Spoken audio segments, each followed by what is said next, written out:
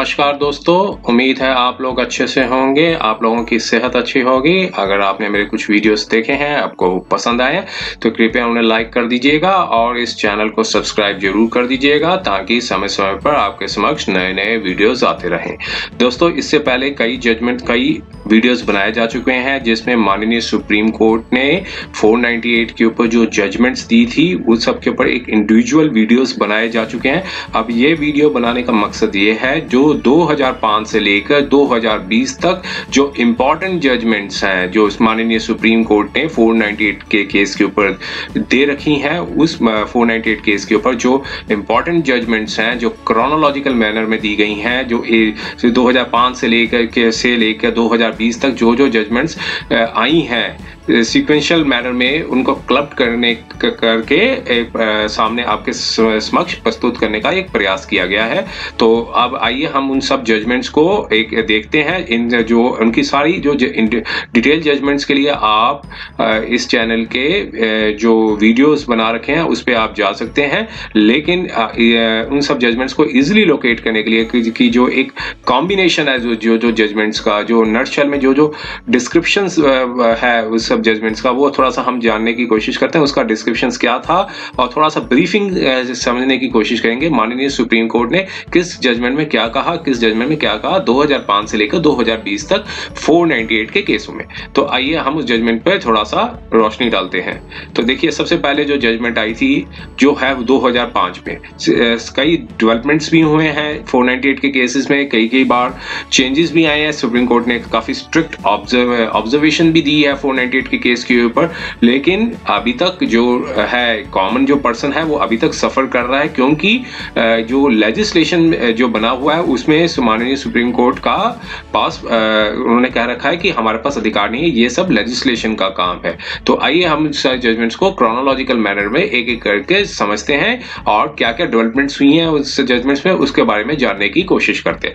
तो दोस्तों, ये सबसे पहले जजमेंट आई थी वो आई थी 2005 में। ये जजमेंट थी Sushil Kumar Sharma versus Union of India की जजमेंट थी। ये रिट पिटीशन डाली गई थी माननीय सुप्रीम कोर्ट के सामने, एक रिट पिटीशन डाली गई थी और इसमें कहा गया था कि ये प्रेयर मांगी थी एप्लीकेंट ने, मतलब जो पिटीशनर ने, उन्होंने प्रेयर मांगी थी कि जो एलिगेशन है जो वो इस तरह की अगर जो फेक एलिगेशंस लगाई जाती हैं तो एक जो है एक स्ट्रिक्ट ऑर्डर्स पास करें ताकि डिस्करेज करें जो पर्सन्स को जो फेक एलिगेशंस लगाते हैं, अल्टीरियर मोटिव्स के साथ लगाते हैं।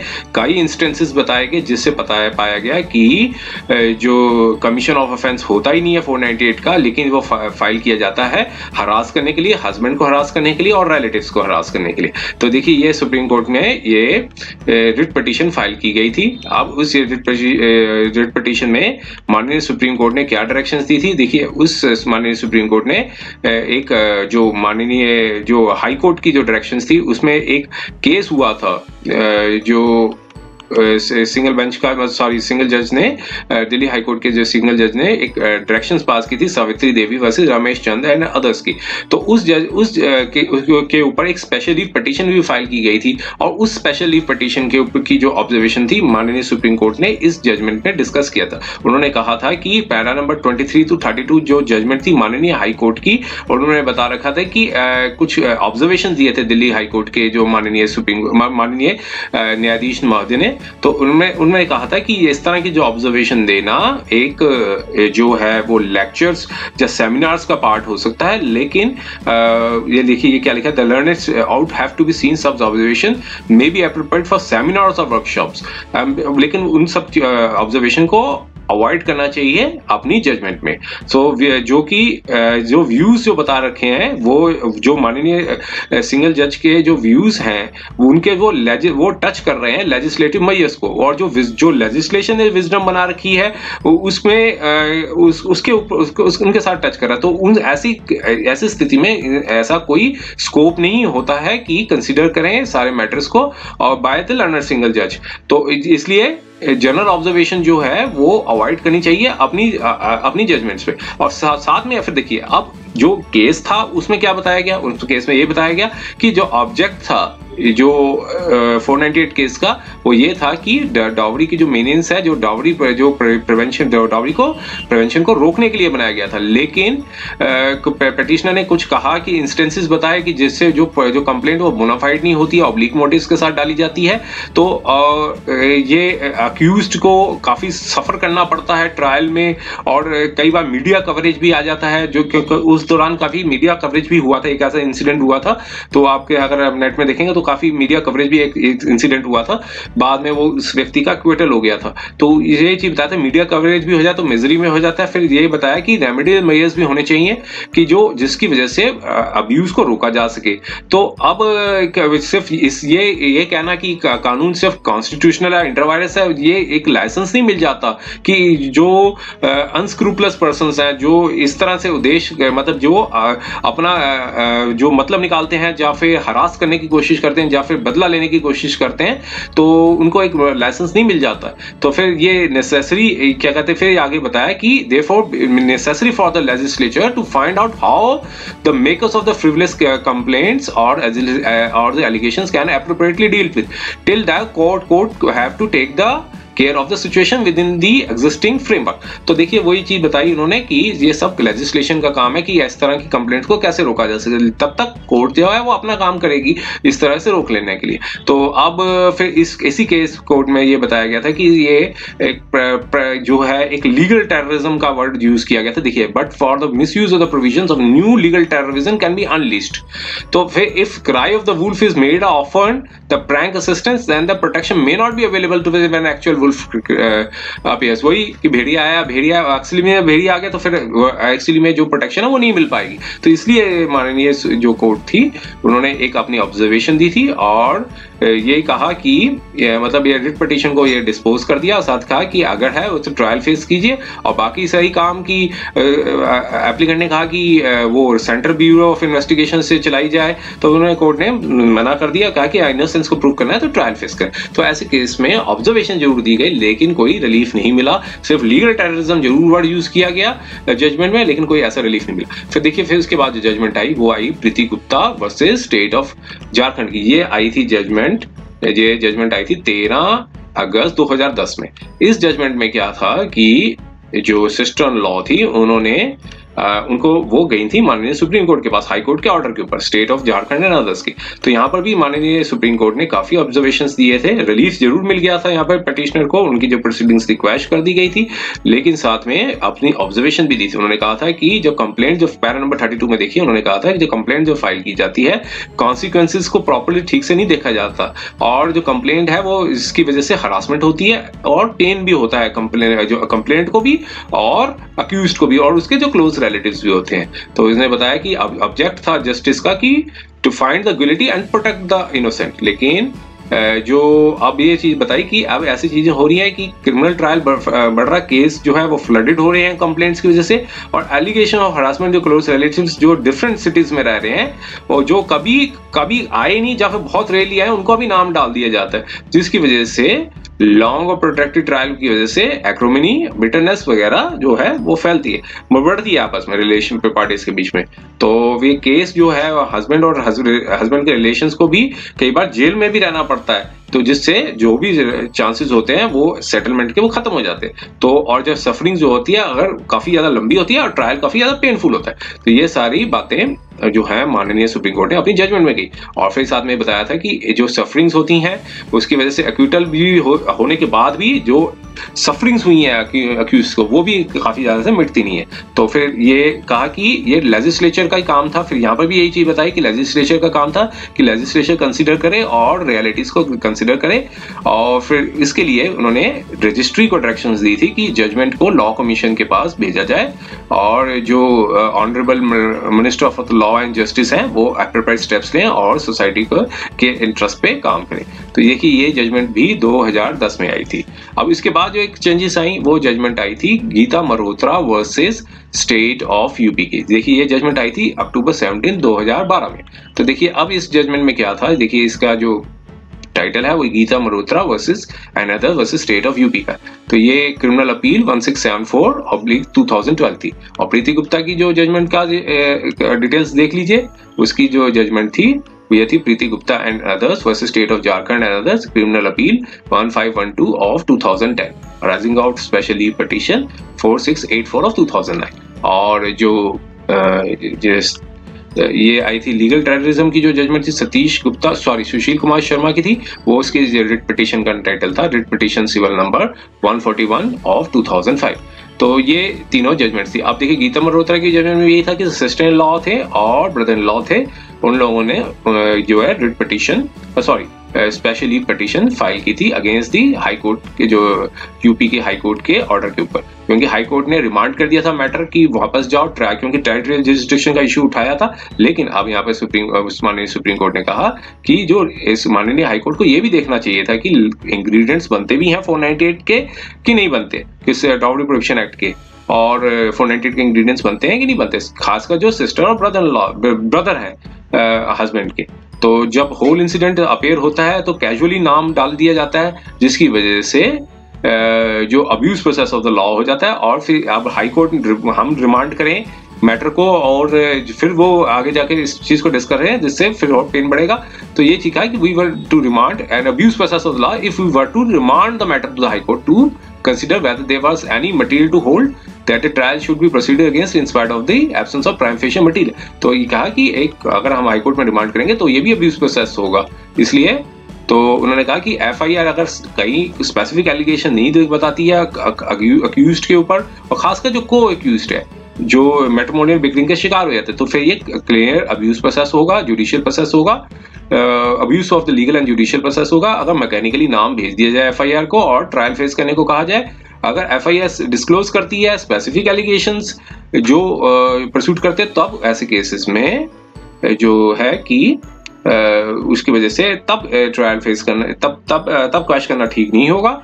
तो लेकिन अगर सिर्फ casual inclusion of the name डाल दिया, कोई एलिगेशन ऐसी नहीं है जिससे कमीशन ऑफ ऑफेंस हो रहा हो, तो कोर्ट को जस्टिफाई करना चाहिए, क्वेश करनी चाहिए प्रोसीडिंग्स को, ताकि अब्यूज प्रोसेस ऑफ लॉ को बचाया जा सके। तो फिर ऐसे केस में इन्होंने जो है कि जो प्रोसीडिंग्स थी वो क्वेश कर दी थी ब्रदर लॉ और सिस्टर लॉ की। देखिए फिर अब तीसरी जजमेंट जो है वो अर्नेश कुमार की जजमेंट है। देखिए इस जजमेंट में क्या था, ये एक बेल से संबंधित जो जजमेंट थी, ये क्रिमिनल अपील 1277 ऑफ 2014 की थी, स्पेशल लीव पिटीशन थी 19127 ऑफ 2013।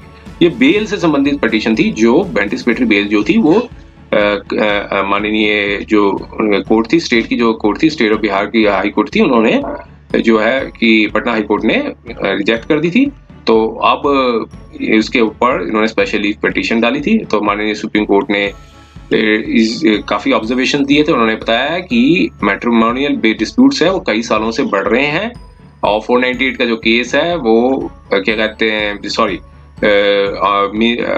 हरासमेंट से बचाने के लिए बनाया गया था, लेकिन 498 जो है वो कॉजनेबल नॉन बेलेबल है, जिसकी वजह से एक वेपन की तरह यूज किया जा रहा है रेदर देन ए शील्ड की तरह। खासकर जो डिस्ग्रंटल्ड वाइफ है वो ये इसका हथियार के तौर पे इस्तेमाल कर रही है। फिर उन्होंने बताया कि सिंपल हस्बैंड को हरास करना हो, उनके रिलेटिव्स को हरास करना हो, इस प्रोविजंस को इन्वोक कर दो, अपने आप जो है कि हरासमेंट स्टार्ट हो जाएगी। फिर उन्होंने कहा कि कई केसेस में बेड रिडन ग्रैंडफादर्स ग्रैंडमदर्स भी होती हैं हस्बैंड की, और सिस्टर्स जो दूसरे देशों में रह रही होती हैं वो भी अरेस्ट कर ली जाती हैं। तो इन्हें क्राइम इन इंडिया 2012 का स्टैटिक्स का बताया। उन्होंने बताया कि 19 जो अरेस्ट जो हुए थे 1,97,762 1,97,762 पीपल अरेस्ट हो चुके थे 2012 में, सिर्फ 498 के केस में, जिसका जो कि 9.4% ज्यादा थी, बढ़ोतरी थी 2011 से। फिर उन्होंने बताया कि नियरली जो quarter of those arrested person थे, वो जो कि 1/4 जो लोग थे वो एक जो थी वो वुमेन थी। तो फिर उन्होंने कहा कि अगर शेयर था जो, ये आगे देखिए जो फिर उन्होंने बताया कि जो शेयर था 6% जो था वो टोटल अरेस्टेड जितने भी पर्सन होते हैं, जो जितने भी अरेस्टेड पर्सन होते हैं 498 का जो मतलब जो टोटल नंबर ऑफ जो पीपल अरेस्टेड थे वो 6% थे, जो टोटल नंबर ऑफ प्रिजन सिर्फ 498 के केस के थे, और जो कि 4.5% जो टोटल क्राइम्स हुए हैं उसके मुताबिक से थे। फिर कहा कि जो थेफ्ट, जिसमें जो थेफ्ट और हर्ट है उससे भी ज्यादा इनकी संख्या थी। तो फिर कहा कि चार्जशीटिंग का भी रेट काफी ज्यादा हाई है, 93.6% है, जो कन्विक्शन रेट सिर्फ 15% है। तो फिर आगे ये बताया कि 3,72,000 केस ऑलरेडी 3,72,706 केसेस पेंडिंग है और एस्टिमेटेड और करंट एस्टिमेट के मुताबिक 3,17,000 जो हैं वो एक्विटल में हो जाएंगे। तो ये एक जजमेंट ऑब्जर्वेशन आई थी। फिर इसमें डायरेक्शंस दिए थे जो अभी तक काफी ज्यादा हेल्पफुल है। उन्होंने ये डायरेक्शंस दिए थे, कहा था कि जो पुलिस स्टेट गवर्नमेंट जो है वो इंस्ट्रक्ट करेंगे पुलिस ऑफिसर्स को, ऑटोमेटिकली अरेस्ट नहीं करेंगे 498 के केस में, और अगर सेटिस्फाइड होगा तभी अरेस्ट किया जाएगा। फिर सारे पुलिस ऑफिसर्स जो हैं उनको चेकलिस्ट होगी, एक 41 पार्ट 1 सब पार्ट बी पार्ट 2 के अंदर जो सब लिस्ट है उसको क्रॉस चेक करेंगे। और जो है सारी जो ये गाइडलाइंस इशू की थी, और साथ में कहा था कि कोई अगर मजिस्ट्रेट साहब अगर बिना उसके अथोराइज करते हैं डिटेंशन को तो उनके ऊपर भी कार्रवाई होगी। हाई कोर्ट जो एप्रोप्रिएट हाई कोर्ट है वो डिपार्टमेंटल इंक्वायरी करेंगे, और अगर पुलिस करती है तो फिर उसके उनके ऊपर कंटेम्प्ट ऑफ कोर्ट होगा। क्या है कि डायरेक्शंस ये है, apart from the rendering the police officer liable to be departmental action, also liable to contempt of court to be instituted before the high court having the territory jurisdiction. तो ये यहाँ पे एक काफी इन्होंने गाइडलाइंस बनाई थी 498 केस में। ये अनिश कुमार की जो जजमेंट आई थी, ये आई थी 2014 में। आप फिर देखिए उसके बाद क्या हुआ था। उसके बाद एक जजमेंट आई थी Rajesh Sharma versus state of Rajesh Sharma versus state of UP and other की। ये देखिए ये जजमेंट काफी अगर इम्प्लीमेंट होती तो काफी ज्यादा रिलीफ मिल सकता था, लेकिन इसके बाद एक और सब्सिक्वेंट जजमेंट आई थी, उसको भी हम देखते हैं। लेकिन पहले ये जजमेंट थी Rajesh Sharma versus state of UP and other की, और क्रिमिनल अपील थी 1265 ऑफ 2017। ये माननीय सुप्रीम यूपी की मतलब जो लखनऊ हाई कोर्ट थी स्टेट की, उनकी बेंच के अगेंस्ट ये उन्होंने सुप्रीम कोर्ट में फाइल की थी, ताकि जो उनको वो समूनिंग ऑर्डर जो था वो उसका हाई कोर्ट ने क्वैश करने से मना कर दिया था। तो अब ऐसे केस में इन्होंने एक पिटीशन डाली थी, स्पेशल लीव पिटीशन डाली थी। अब इस स्पेशल लीव पिटीशन में जो कुछ ग्राउंड्स बनाए थे, जो डायरेक्शंस गाइडलाइंस बनाई थी, तो वो गाइडलाइन डायरेक्शंस ये थी कि जो फैमिली वेलफेयर कमेटी बनाई जाए डिस्ट्रिक्ट लीगल सर्विस अथॉरिटी में, जिसमें 3 मेंबर्स होंगे, और जो है कमेटी कंस्टिट्यूट करेगी, वॉलंटियर्स होंगे, सोशल वर्कर्स होंगे और सीनियर सिटीजन होंगे, जो कि इन सब कंप्लेंट्स को के ऊपर वर्कअप करेंगे। और कंप्लेंट जो 498 की केस की जो भी कंप्लेंट होगी, पुलिस या मजिस्ट्रेट होंगे वो रेफर करेंगे इनके फैमिली वेलफेयर कमेटी को, और कमेटी जो इंटरेक्ट करेगी पार्टीज को, और टेलीफोन से या फिर किसी अन्य कम्युनिकेशन द्वारा, और फिर जो रिपोर्ट होगी वो कंप्लेंट जो होगी वो रेफर कर दी जाएगी विद इन 1 मंथ होगी। जब भी कंप्लेंट मिलेगी तो 1 मंथ के अंदर उनको रेफर कर दिया जाएगा। और कंप्लेंट जो कमेटी की जब तक कोई इसमें रिपोर्ट नहीं देती है तब तक कोई अरेस्ट नहीं किया जाएगा। ये देखिए काफी इन्होंने बताया था इन्होंने। और मेंबर्स जो होगी उनको ट्रेनिंग दी जाएगी, और जो डिस्ट्रिक्ट एंड सेशन जज होंगे वो यूटिलाइज करेंगे फंड्स को, या नेसेसरी प्रॉपर होगा। फिर उन्होंने फिर बाद में काफी और भी ज्यादा काफी गाइडलाइंस बताई थी। और इस गाइडलाइंस में ये भी बताया था कि अगर बेल फाइल की जाती है तो उसमें 1 दिन का नोटिस दिया जाएगा पब्लिक प्रोसिक्यूटर को, कंप्लेनेंट को, और डिस्प्यूटेड आर्टिकल्स जो हैं वो कोई सफिशिएंट ग्राउंड नहीं होगा डिनाइल करने का, अगर खासकर जब मेंटेनेंस ऑफ वाइफ और चिल्ड्रन प्रोटेक्ट कर ली जाएगी। यहाँ पर भी एक चीज बताई कि अगर पर्सन जो रिसाइड करते होंगे तो उनका पासपोर्ट इंपाउंड करना या रेड क्रॉस नोटिस जो है एक रूटीन मैनर पर नहीं दिया जाएगा, खासकर जो पर्सन जो है इंडिया से बाहर रहते हैं। आगे फिर उन्होंने बताया कि पर्सनल अटेंडेंस होंगी जो फैमिली मेंबर्स की, तो रिक्वायर्ड की मतलब उनकी आवश्यकता नहीं होगी, और ट्रायल कोर्ट जो है उनको एग्जामिशन दे देगा पर्सनल अपीयरेंस के लिए, और या फिर उनको अपेयर करने को कहेगा वीडियो कॉन्फ्रेंसिंग के द्वारा, और जो कि बिना ताकि एडवर्सली अफेक्टेड ट्रायल की जो अफेक्टिंग प्रोग्रेस है वो ट्रायल की रोके बिना उनको एग्जामिशन मिल जाएगी। तो ये काफी अच्छी गाइडलाइंस बनाई थी। लेकिन इसके बाद एक सोशल एक्शन फोरम की एक रिट पिटीशन डाली गई थी, तो ये भी डाली गई थी माननीय सुप्रीम कोर्ट के सामने। ये इसमें कुछ जो 3 बेंच थी माननीय सुप्रीम कोर्ट की, इन्होंने राजेश शर्मा की जो जजमेंट थी उस पर जो 27 जुलाई 2017 को आई थी इस पे जो है मॉडिफिकेशन कर दिया था। तो ये देखिए social action forum versus Union of India ministry of law की एक रिट पिटीशन थी, रिट पिटीशन सिविल 73 ऑफ 2015। तो यहाँ पर माननीय सुप्रीम कोर्ट ने काफी गाइडलाइंस काफी डिस्कशंस किया था। अब उनकी गाइडलाइन में एक पैराग्राफ भी डाला था, उन्होंने बताया था कि देखिए ये पैराग्राफ में क्या बताया था, देखिए तो इन्होंने बताया था कि पैरा नंबर 35 पे हम चलते हैं। पहले para number 35, Rajesh Sharma and take of Gyan Singh. तो कहा है कि डबल बेंच ने डिफरेंट मैनर पे लिया है और मतलब sorry it have applied in different manner पे है।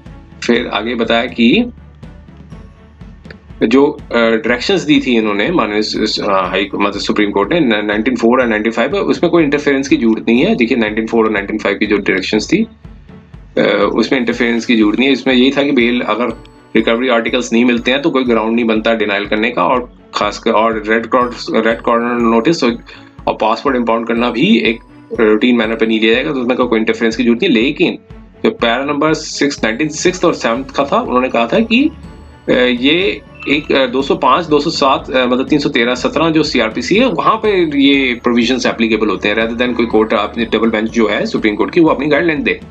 तो यहाँ पे यही कहा 6 और 7 का यहाँ पे जो कह दिया था कि एग्जामिशन कर दी जाएगी, तो कोर्ट ने कहा था कि ये जो है कि 6 और 7 जो है एक एप्लीकेशन फाइल की जानी चाहिए 205 सीआरपीसी में और 317 सीआरपीसी से, डिपेंडिंग अपॉन कि स्टेज का है और किस तरह की और जिसमें एग्जामिशन की जरूरत है। तो ये इन्होंने कहा था कि ये सारा जो फिर उन्होंने डायरेक्शंस बताई थी, उन्होंने कहा था कि जो डबल बेंच ने जो फैमिली वेलफेयर कमेटी की बात की है कॉन्स्टिट्यूट किया जाए तो ये इम्परमिसिबल है, क्योंकि बताया कि हाँ ये ज्यादा ये एप्रोप्रिएट ये होगा कि डायरेक्टर जनरल ऑफ पुलिस को इंस्ट्रक्ट किया जाए और इन्वेस्टिगेटिंग ऑफिसर को ट्रेन करें कि जो 498 के केसेस को डील किया जाता है और जिसमें ये किया जाता है, और अरेस्ट को जो अरेस्ट से रिलेटेड जो है उन पे ऊपर जो है उनको ट्रेनिंग दी जाए, रिगरस ट्रेनिंग दी जाए। फिर उन्होंने बताया कि डायरेक्शंस बताई 1901 की जो पार्ट की जो डायरेक्शंस थी, जो फैमिली वेलफेयर कमेटी बताया कहा कि ये स्ट्रेचुरी फ्रेमवर्क नहीं है, और जो है और साथ में बताया कि 3 और जो है उसे मॉडिफाई कर दिया गया कि वो कहा कि अगर यहाँ पर 3 क्या कहती थी, देखिए यहाँ पे 3 पार्ट ये कहता था कि अगर सेटलमेंट अचीव हो जाता है तो ओपन फॉर द डिस्ट्रिक्ट जज एंड सीनियर जज nominated by two dispose the proceedings. मतलब राजेश शर्मा की जो जजमेंट थी उन्होंने कहा था कि डिस्ट्रिक्ट जज भी चाहेंगे वो डिस्पोज कर सकता है, लेकिन यहाँ पर ये कहा कि अगर सेटलमेंट हो जाता है तो फिर हाई कोर्ट में जाए 482 सीआरपीसी के अंदर, जो ज्ञान सिंह की जो जजमेंट थी। मैंने कहा था यही कहा था कि लेजिस्लेचर का काम है तो डबल बेंच को नहीं बीच में, मतलब डबल बेंच का जो डायरेक्शन थी उसके काफी ज्यादा उन्होंने मॉडिफाई कर दिया, क्योंकि फ्रेमवर्क के कहा था कि लेजिस्लेटिव फ्रेमवर्क से अगेंस्ट है। तो ये जजमेंट्स आई थी माननीय सुप्रीम कोर्ट की, और ये काफी केस लॉस थे वो डिस्कस किए थे। और फिर ये आई थी 14 सितंबर 2018 में। अब एक लास्ट जजमेंट है और उसका मैंने काफी डिस्कस मतलब काफी एक वीडियो बना चुका हूँ और उसमें काफी लोगों के व्यूज भी आए हैं। और वो जो जजमेंट थी वो 24 अप्रैल 2020 में आई थी। यहाँ लिमिटेशन के ऊपर डिस्कस किया है सुप्रीम कोर्ट ने। यहाँ पे हस्बैंड को तो रिलीफ दे दी थी, लेकिन जो मदर इन लॉ थी उनको रिलीफ नहीं दी थी 406 में, और जो प्रोसीडिंग्स थी वो क्वैश कर दी थी। हाई कोर्ट की नई प्रोसीडिंग्स क्वैश कर दी थी। ये जजमेंट है criminal appeal 416 of 2020 arising from specially petition 2908 of 2019।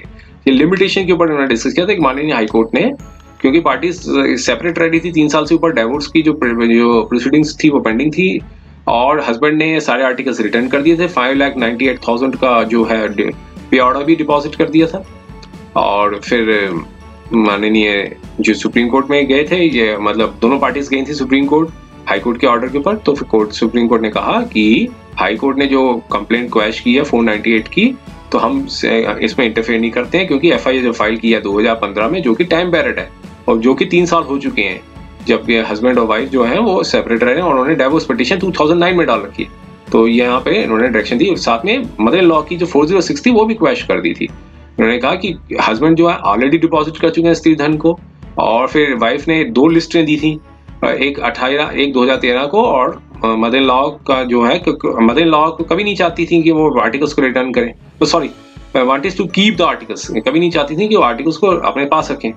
और फिर एक सब्सिक्वेंट लिस्ट दे दी गई 2016 में। तो और ये साफ लगता है कि ये जो लिस्ट बनाई है वो आफ्टर थॉट है। तो इसमें जो यही कहा कि ये इससे साफ पता चलता है कि जो क्रिमिनल कंप्लेंट है वो प्रेशर टैक्टिक्स फाइल की अडॉप्ट की गई है ऐसे केस में। फिर उन्होंने जो मदर लॉ की जो प्रोसीडिंग्स थी वो भी क्वैश कर दी और वाइफ की जो SLP थी, स्पेशली पिटिशन थी, वो डिसमिस कर दी। तो ये सारी दोस्तों, ये सारी जजमेंट्स मैंने इस वीडियो में नटशेल में कही हैं। सारी जजमेंट्स का क्रोनोलॉजिकल ऑर्डर ये है। सबसे पहले आई थी Sushil Kumar Sharma versus Union of India की थी, और फिर उसके बाद जो जजमेंट आई थी Preeti Gupta and another versus state of Jharkhand and another की आई थी। फिर उसके बाद जो जजमेंट है वो Geeta Malhotra versus state of UP की जजमेंट है, ये भी 2012 में आई थी।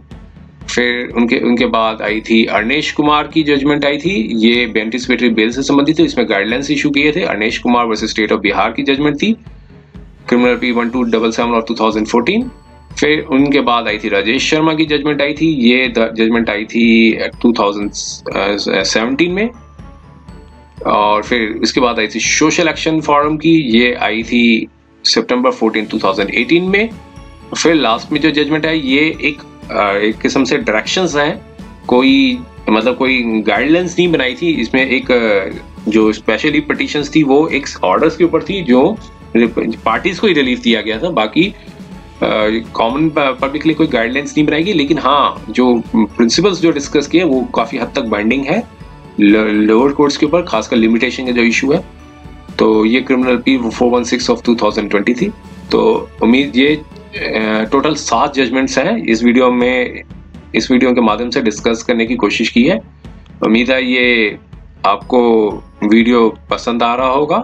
अगर ये पसंद आया तो कृपया इस वीडियो को लाइक कर दीजिए और चैनल को सब्सक्राइब कर दीजिए, ताकि समय समय पर आपके समक्ष नए नए वीडियोस आते रहे। समय देने